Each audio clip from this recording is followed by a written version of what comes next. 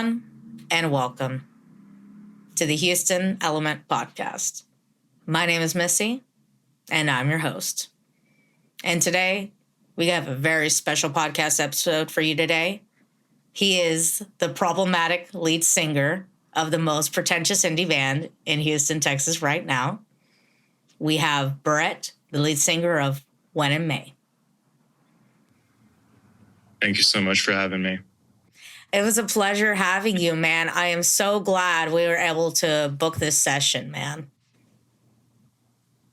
So am I.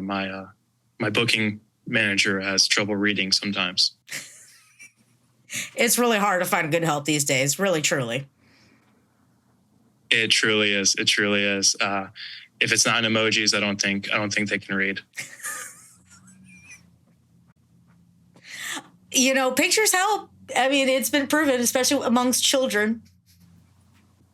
Yeah, that's the earliest sign of communication that we have. I love the fact that I have someone who's back in the caveman days and drawing on the walls and stuff. You know, it's really great. So can you tell us a little bit about yourself and When in May? About myself and When in May, we're kind of one of the same. When in May is a reflection of how I feel about myself and I guess how much in love I am in with myself and my ego with When in May, as it is classic, timeless, genreless, and I do have the creative freedom to do whatever it is I want with this project. It definitely is. There's no like handcuffs on me. So to say what it is now or what it will become, it's sky's the limit. And thankfully, God has allowed the universe to constantly expand for that to be the case. I mean, they do say, they're always looking out for you. So clearly he got good taste looking out for you. Obviously. So this is not your first music project, but can you tell us about when you decided to start your project, When in May? What was the inspiration behind it? We had a couple people with my old project. We all kind of came together and we were just messing around with new tunes and just jamming. And we just kind of thought that the project wasn't anybody's particular current gig. And as we started making something beyond ourselves, there was weight that was put on our shoulders of, would this fit this current audience? And I simply said, let's make it fit the audience and make something new, something that has been done 1,000 times before, but not like how I can do it. And so New Year's Eve is when we officially decided to start a new project. And of course, being in the independent scene, when you start something brand new, you are at your own devices. And some people would kind of deem that as career suicide. However, I see it as like a phoenix rising from the ashes because I am that damn good. And I was going to make my songs be heard. So New Year's Eve is when we decided to sit down and really fine tune the details of what would eventually become When in May. I love that, man. And that's wonderful, like how you said it. You got the handcuffs off, like no restrictions, your complete artistic freedom to express yourself fully. That must be wonderful. It truly is. And having a supporting cast around me, honestly, my biggest regret is that I can't be one of them to see how great I'm going to be. I mean, perhaps you could put a mirror in the audience, maybe. Would that be helpful, perhaps? I definitely always have monitors on me, catching my good angles, only my good angles. And multiple. Like after this, I'm going to be in the sauna for about half an hour just to make sure I can really get these love handles down. Because you can always be thinner, look better. Release open the pores or let some of the other people's envy come out so you can free yourself? I mean, if I had someone that was like me, I would want to be around their sweat as well. I love that, man. I love that. So you explained to us that, you have 100% artistic freedom kind of thing to do exactly what you want kind of thing. So what helps you get inspired to write some of your pieces right now? Well, I'll definitely say that, my lyrics are my lyrics.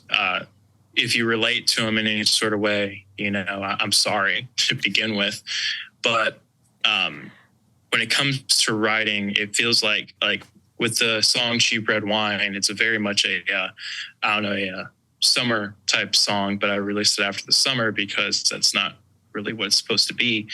So in the writing process, I just was kind of feeling that this should be a de-romantical side of what a failing relationship's currently going through. There's so many songs that talk about how great it is until it's not, or how bad the other person was. My take is really emphasizing the flaws that I'm currently going through with substance abuse in the relationship to feel some type of spark. And I was really wanting to make the breakup as least appealing, least attractive as it could be, and have people listen to the lyrics and be like, wow, this is actually horrible, but still love the song and still sing along with it. It's I don't know, if I were to put my ego into a song, it is Cheap Red Wine. And it's a song you hate to love, but you can't hate it. And if you do hate it, then that's probably because you have something going on and you don't have good taste. But who doesn't love a good cheap red wine? Like that box red wine is like one of my favorites. It's a lifesaver. Trust me. That kept me over at someone's house for a couple extra months. Yeah. Drink responsibly, y'all, because that stuff will sneak 100%. Up on you. Oh yeah. It creeps up on you. But, and also you were talking about so you just released your first single, Cheap Red Wine, which is now available streaming on Spotify under When in May. And you are working on your second single and after the breakup. So do we have any kind of idea of an ETA when we can hear the next single as well? Well, we're definitely, it's ready. We definitely want to give Cheap Red Wine enough time to be its own thing and have multiple people kind of buy into it. We are wanting to do it either around November or early January. That song is kind of it shows another dynamic side of what When in May is, because we have Cheap Red Wine, which is this indie rock ballad. Then you have After the Breakup, which I would say is more of a alternative R&B type song. And so it's definitely like the other side of the spectrum. And we definitely want to give Cheap Red Wine a little bit more time and see how things go and kind of just go from there. Excellent, man. Well, I mean, you already got people like myself that's like all either like, hey, man, when's the when we're going to hear some more stuff? You know what I'm saying? But that's what happens when you let a little taste of genius out. Isn't that right? Yeah, I definitely can say there's a lot of people that are addicted to When in May, and as it should. I mean, when we came to the scene, we went with the idea of we are going to be your new favorite band. Yes. And so Little Birdie told me you got to work with mixing engineer, excuse me if I say this wrong, Kelsey from Florida. Is that correct? Yeah. His first name's Keon. Keon. Excuse me. And no, you're fine. He was one of the people that inspired me to really be myself. With older projects that people may know me from or are part of, everyone that's gotten to hear When in May so far has really been starstruck by it because they weren't expecting it. It was completely a shift from what I was doing. And when him and I started just, writing music, it was really kind of opening the door of, this is not anything I've done before. This is kind of like that one of a one of a kind thing that some artists are even lucky to have. Like, trust me, there's plenty of bands and lead singers who've had multiple great projects, but then there's some that just have the one or none. This is my one. This is my child. So when he reached out to me just saying, hey, he loved my current album that was out at the time, he's like, hey, I feel like I can add something and make it better. Is there anything you want to do, or just reach out? Then we started talking, and after that, we met a great drummer, met a great guitarist, bassist, and it was just kind of like a whole other thing. And it just eventually evolved to When It May becoming born. Wow. So he was a big fan that reached out to you that was like, son, I would be honored to be a part of your new project. That's incredible. It really was. And that was definitely sent me on the ego trip I'm on now. Wow, though. But I mean, kudos to you though, man, like being able to find somebody and have such a good relationship. And as a long distance, man, is it your first time? You said it's your first time collaborating with this engineer? Oh, yeah. Yeah. It was, it's kind of weird to say first time because we've been at it for over a year now. Mm-hmm. And, we've gotten along great. We talk literally every day. Any ideas he has or I have, we can really make the adjustments on the fly. And of course, with any song, we can always spend more time in the studio, more time mixing. But of course, it was time. It was time with this song. And we got it to a point where it's like, okay, it's the first one, and we have big plans and we got to do it now or else we never will. Wow. That's wonderful. So how long would you say that you've been thinking about Cheap Red Wine, like being as the first single to release opposed to your next single that may be coming up later after the breakup? Well, we've had a Cheap Red Wine. I guess I should say I started probably a little over a full year ago. I don't know. I wouldn't put it like exactly time stamped, but I was just messing around, fiddling around with some ideas, and we finally got a good idea driven to it. And then we ended up really sitting down and trying to like work hard on once I finalized my ideas, because sometimes the rest of the band is like, yes, we love this idea, but then I change it. I throw a curveball at them and they're like, oh, okay, we'll just re-gear. And as I should. I mean, lead singer here, right? But once I throw that curveball at them, we sat down, we finalized what songs we were going to be working hard on to really fine tune. And then once we figured that out, the sound didn't add to what a current project was. So then I put it on the back burner. And then as we started again, evolving what the sound was, color scheme, logo, name, appearance, dress style, everything, we realized that, consumability is obviously the best thing, and Cheap Red Wine is the easiest thing to consume. And so that being said, we wanted Cheap Red Wine to be the first one that way you can dance to it, you can sing along to it, you can be a part of it. And, we wanted after the breakup to be the first one, but, there's nothing wrong. There's nothing wrong with being the Batman to Robin, Nothing at all. And so is there going to be any plans possibly in the future for a music video to accompany Cheap Red Wine or any of your upcoming singles? Yes, we definitely have some bigger plans attached to it. Currently working on a extended play for When It May. And we do have music videos planned for that, but also a live music videos attached for it as well, because a lot of our fan base is scattered throughout most of the United States. And with, unfortunately, we just can't hit everywhere. And there's some people that would love to bring their friends, but they don't know what When It May is about. So the best way to do that is have a awesome 15-minute concert. That way people can sit there, enjoy it online, and they can see why they should come to When It May show.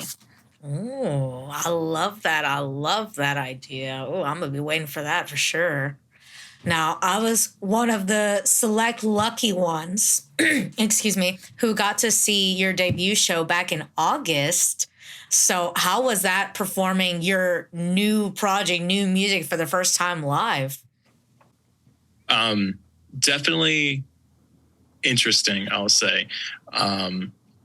Basically, what ended up happening, we're performing all new songs, and I had a lot of people from previous projects or other means of life come see me play. And so some people were expecting, the old songs that I've done or I've been a part of. And, When in May being a stage play and rock show, there was definitely some question of what to be expected. And a lot of people had no idea what to expect. I can only explain something so much without you tuning your eyes up on stage and seeing it. And we were able to captivate the audience. We had a sold out show. Thankfully, I had awesome openers to really keep the set going. We had some technical difficulties, but, the show must go on. And when we got up on stage, we just absolutely killed it. And the moment our last song was done, the moment I put my guitar down, the loudest pop I've ever heard and standing ovation we got, definitely, again, fueled the ego trip that I've been on ever since. So it was amazing, and I'm definitely looking forward to playing way more gigs. I just want to be on stage the whole time. And now, something I really appreciated about your guys' performances, besides the talent on stage, obviously, is the theatrics that you guys had. You had an entire stage set with the chairs, the books, the roses. Yeah, so when it comes to the theatrics of When in May, we have a big ego to accommodate for. So the aspect of it is a cafe by day, bar by night concept for this little club. And we're the act playing for the club. And this is really taking a deep dive into my own mental health space, whatever, how I feel I am, how I look, how I act. And of course, there was a part during the set, everyone thought I was going to go pantsless before the set actually broke down. And that's kind of the point is there's so many lead singers, indie band lead singers that act a certain way and get away with it. And I'm really desexualizing that aspect of that, where the people can just act however they want. It'd be so self-absorbed in themselves. I am doing that, but also being right on the nose of like, I know I can do this, get away with it. You can call me what you want because I am it, And the show is really a reflection of that. And when the stage kind of breaks down and the props are no longer there, it becomes what music is and what it should be. A damn good rock.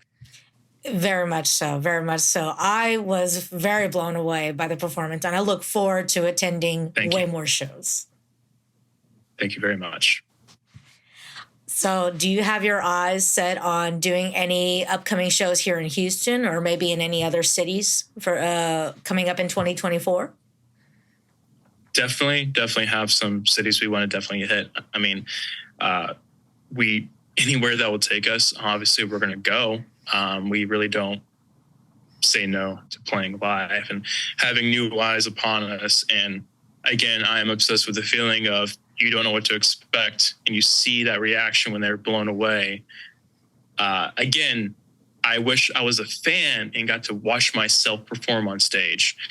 But there's some cities we want to hit. There's some cities we already have confirmed. There's some places we have confirmed. The only thing we don't have confirmed is dates. There's a couple festivals that are wanting to have us. We're just waiting on some clarification on some things, and hopefully, those can get off the ground running. And we definitely look forward to being the headliners to those. And other than that, obviously, we have the EP in 2024. We have more singles, more music videos, and of course the live filmed theatrics of When in May Fully Blossomed.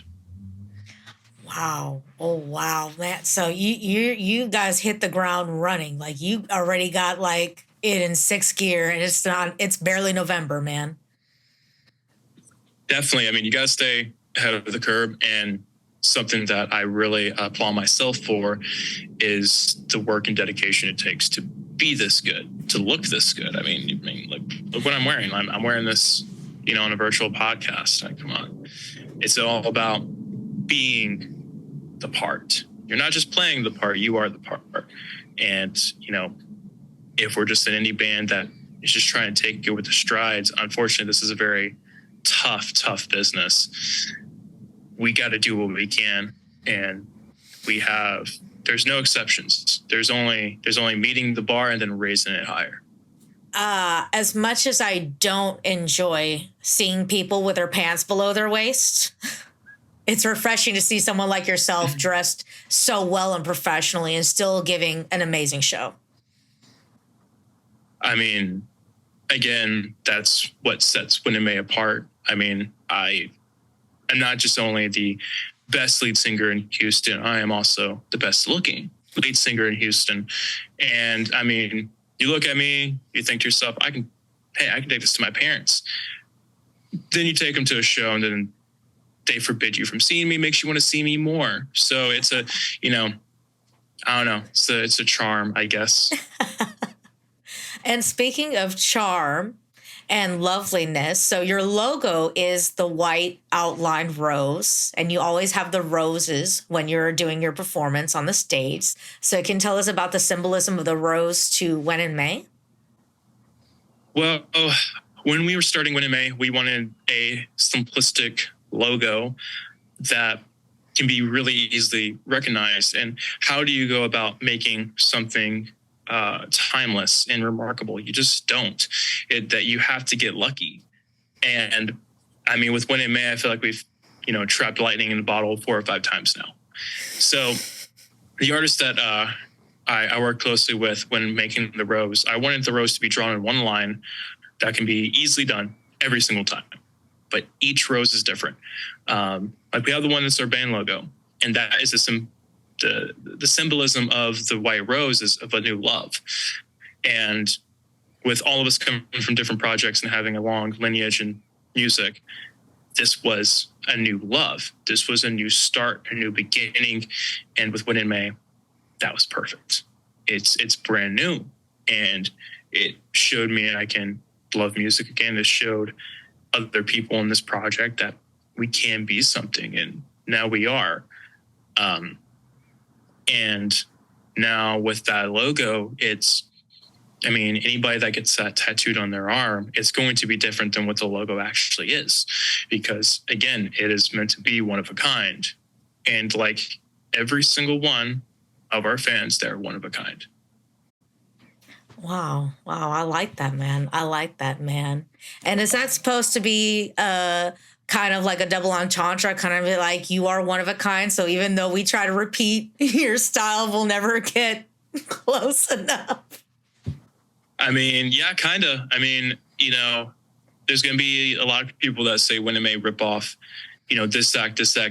And, eventually it's going to come a time where other people are going to be inspired by us. And, trust me, every rose is different and beautiful in its own way.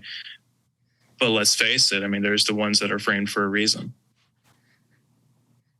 Well, just don't be so harsh on my karaoke when I'm singing When It May in my car, okay? I know I'll never be as good, but... Listen, if you're singing When It May, you're already ahead of the curve. Excuse me. Oh, my God, this sweater. Oh, my goodness. And so we got the EP coming out next year, hopefully so. We got some new shows hopefully coming out next year kind of thing. So, I mean, how are you feeling about this, man? Getting already such, great traction with this new project and already all these new exciting avenues ahead.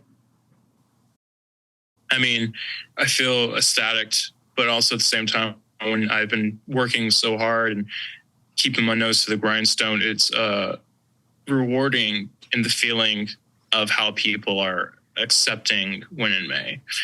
And to me, it's no surprise because of the hard work I put in, the hard work that Keon has put in, and the rest of the members of Win in May. But also it's the hard work to our fans who constantly won't stop talking about us, who do buy merch, who do wear it on their sleeve. And, it really goes no surprise that the project is doing so well and that we're continuing to get more and more traction.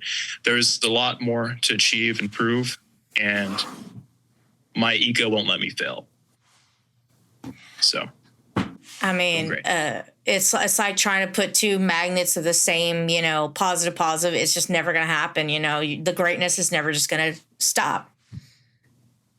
It won't, and you can't let it stop, because then at that point you find yourself just asking what if or what could have been. I'd rather fail miserably and say I tried than to say what could have been. Well, I have to catch you. I have to call you out on there, man, because I don't think you're good at failing. You're good at a lot of things, but I don't think you're good at failing. So. Exactly. Thank you so much. I'm sorry to put that one little crack in the perfect tally, but you just, when it's good, it's good. Thank you. I mean, you keep talking like that, I'm not sure if I can fit into this camera with my ego. Well, the camera's just going to have to get a bigger frame. Hello. Exactly. Got to capture all the stardom somehow. Well, thank you so much for joining us today, man. Thank you for having me. It's always been a pleasure. So do you have any last little bit of advice for the listeners and the ambitious fans awaiting to hear more? Well, if the floor is mine, hello, my name is Brett Fitzpatrick. I am the problematic lead singer of the world's most pretentious indie band, Win in May. And I gladly accept your invitation to become your new favorite band. And if you haven't heard of me yet, you haven't heard of us yet, go stream us. We're out everywhere. And then when you stream, you fall in love. You're going to want to listen about 5 or 6 times. Give us a follow and make sure to like and comment all of our stuff. And, I'll make sure to send you a rose your way. And if you're going to preserve anything, you need to preserve that rose in a glass box, because when this man in 5 minutes, who knows, hits that roof, you're going to want to have that memento. Well, thank you guys so much for joining us today. And thank you, Brett, for blessing us with your time and presence. It has been an honor. I know it has. Thank you. I can only hope to be so lucky again in the future to see more and more of your amazing shows. I eagerly await the lineup. I look forward. I'm going to be looking for you at every show. Then I better get there early so I can be in the front. Mosh pit's only open for you. I mean, that's what I had to do last time, man. I literally had to fight off people just to get to the front last time. I'm very lucky, but I do not regret it. Great show, man. And many more to come. Thank you. Many more. Well, thank you guys for joining us this week. And we'll talk to you guys next week. Peace.